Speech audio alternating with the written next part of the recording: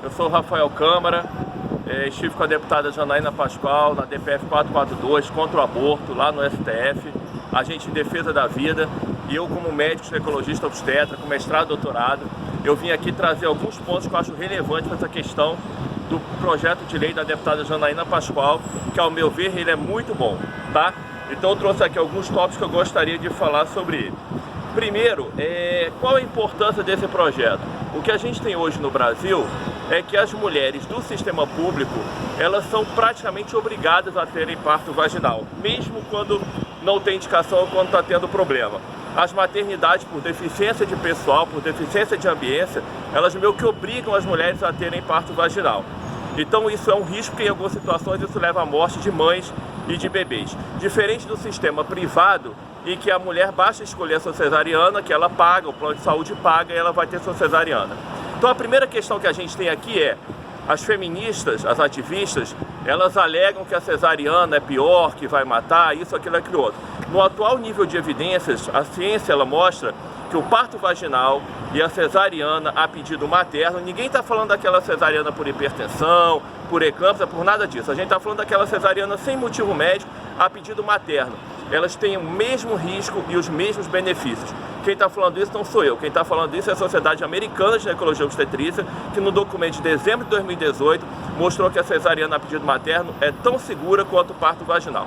O que acontece é o seguinte, se você for olhar por desfechos, em algumas coisas o parto vaginal é melhor, em outras a cesariana é melhor. Por exemplo, a cesariana traz mais distopias vaginais, traz mais útero para fora, bexiga para fora, eu estou usando termos leigos.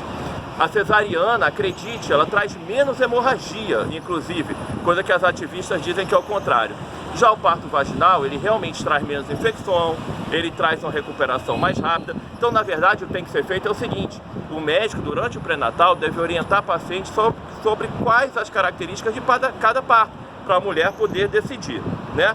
Então isso é extremamente importante. Outra coisa, quando falam que a OMS, ela diz que tem que ser parto vaginal, que tem que ter taxa de 15%, isso é mentira. Primeiro que a OMS, desde 2016, ela não fala mais em taxa de parto vaginal, isso acabou, tá? O que a OMS diz, e vamos dizer que a OMS ela também tem a sua ideologia, é que taxas acima de 10% de cesariana, elas não acrescentam benefício. Também não está querendo dizer que provoca algum tipo de malefício.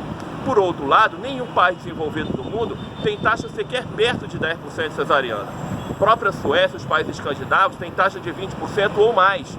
Os Estados Unidos de 35%, a Itália de mais de 40%. Então é impossível essa taxa que as ativistas dizem que é boa, tá? Então a gente tem vários estudos que comparam a cesariana com o parto vaginal. Um estudo enorme feito em 2015, publicado na grande revista científica de Shen, na China, que teve mais de 60 mil mulheres, mostra que é absolutamente igual o número de parto de qualidade, de risco, entre parto vaginal e parto cesariana. Isso foi publicado, até um artigo meu na CBC, Cesariana a Pedido Materno, que está inclusive na parte da explanação das referências bibliográficas da deputada Janaína Pascoal, do PL, lá tem a referência desse estudo que eu estou falando. Então muitas dessas críticas são por questão ideológica. Questão ideológica por quê?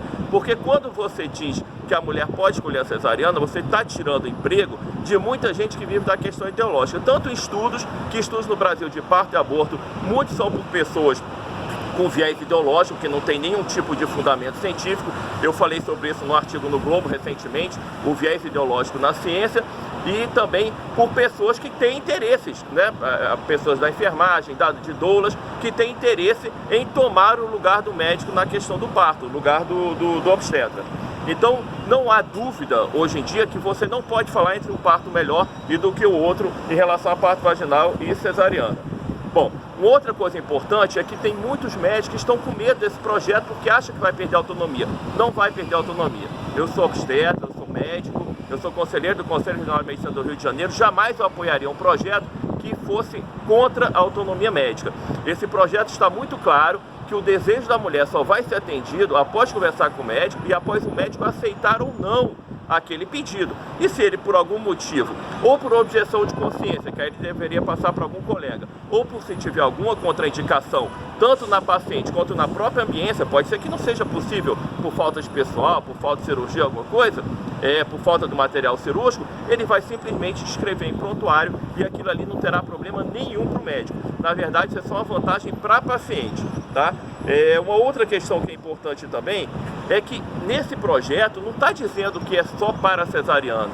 A mulher ela vai escolher a sua via de parto e, caso possível, vai ser respeitada. A gente sabe que hoje é um problema no mundo privado a paciente ela conseguiu o seu parto vaginal. É difícil. Isso tem vários problemas que muitas mulheres querem o parto vaginal e não conseguem. Então esse direito também vai ser respeitado. E a grande vantagem que as ativistas e feministas não estão falando é que esse projeto de lei dá direito à analgesia de parto. Esse é o grande ponto. O parto vaginal, por mais que digam o contrário, é o momento de maior dor física da vida da mulher. Eu, como obstetra, o que eu mais ouço é que é a pior dor da vida. É uma dor desesperadora. E não é uma dor de 1 minuto, 2 minutos, como pode ser uma dor aguda. É uma dor que pode durar horas ou quiçá dias. Como é que você vai deixar a mulher sentindo dor e dizendo que aquilo ali não tem dor? Tem muita dor. E aí falam de analgesia que não é farmacológica, bola, água, isso não serve para absolutamente nada, nada. Só serve analgesia com drogas, com anestésicos. E é isso que a deputada Janaína Pascoal quer preservar no projeto de lei dela, o direito à analgesia de parto, porque a rica tem. Muitas das mulheres ricas têm parto vaginal porque elas ficam com anestesia durante o dia, 2 dias. Agora, a coitada da pobre, sem anestesia, como é que ela vai tentar ter um parto vaginal? Então, a analgesia, na verdade, ela pode facilitar o parto vaginal, porque a mulher vai aguentar o trabalho de parto para ter o seu parto vaginal. Então, eu acho até que a deputada ela está facilitando o parto vaginal, permitindo a analgesia. E, obviamente, para isso vai ter que se contratar anestesistas, porque você não pode fazer analgesia sem anestesistas. E esse é o grande temor dos gestores, porque os gestores querem fazer medicina em terceiro mundo. Eles não querem gastar dinheiro com medicina, não querem gastar dinheiro com médico. Aí eles dizem que não pode ter analgesia, que tem que ser parto vaginal. Com isso eles não contratam médicos, com isso as maternidades sem médicos, sem obstetras, sem neonatologistas, não estão nem aí para o bebê.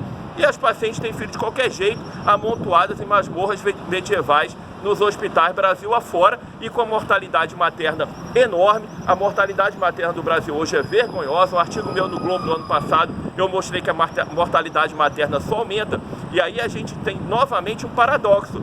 O parto vaginal vem aumentando por obra de ativistas e a mortalidade materna só aumentando. No Rio de Janeiro, em 2017, você teve aumento de parto vaginal, um aumento de parto sem médicos, pré-natal sem obstetra, somente 4% feito por obstetra, e a mortalidade materna aumentou, e 84 para 100 mil nascidos vivos. Isso é uma taxa de mortalidade materna de país africano. Então o que as ativistas estão propagando, partidos de esquerda, PSOL e tudo mais, não deu em nada.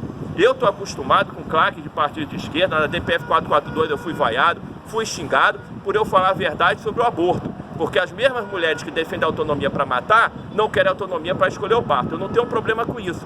Então essa mesma claque agora vai me criticar por eu mostrar por que o projeto de lei da deputada Janaína Pascoal, ele é muito bom, tá? Então a gente defende esse projeto de lei. Eu me dispus com a deputada a, se for o caso, ir em São Paulo, mostrar as vantagens e desvantagens, discussão, né? Eu acho que é importante essa questão da discussão, mas eu quero mostrar que a gente apoia o projeto de lei como médico, como obstetra, alguém com mestrado, com doutorado, com experiência ampla no caso, e é isso aí. O que puder contar com a gente, estamos juntos.